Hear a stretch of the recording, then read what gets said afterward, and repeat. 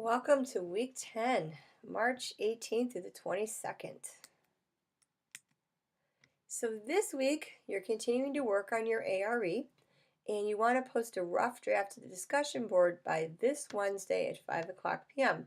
It's going to be rough, but in this draft, you're adding all of your sources. As you recall, last week, you were simply writing out, how you felt about the topic, and it was more of your voice.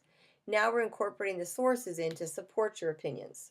The draft then should be 8 to 10 pages. As you drafted last week, you were aiming for about 7 pages without any sources or backup information listed. So now with the additional information, that's your target range.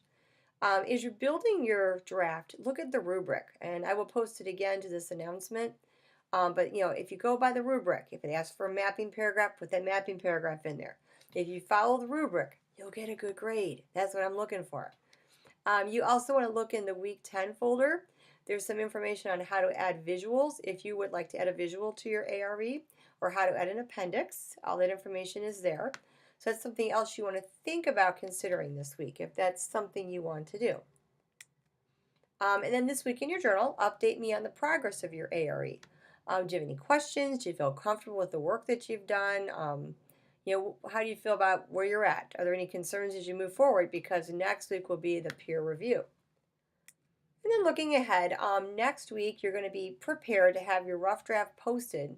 That would be March 25th by 5 o'clock p.m. Your rough draft posted for a peer review. This is your final discussion board post. So you want to conduct the peer review by Wednesday, March 27th, and then be ready for the final copy to be due on March 29th. So after we wrap all of that up, this was your last major paper.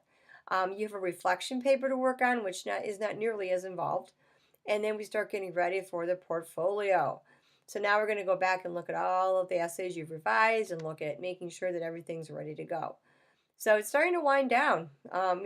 Week 10 is pretty far along. So, if you're concerned about something or have questions, again, please ask me. Also, a really good idea before you turn in a final draft to visit the Writing Center.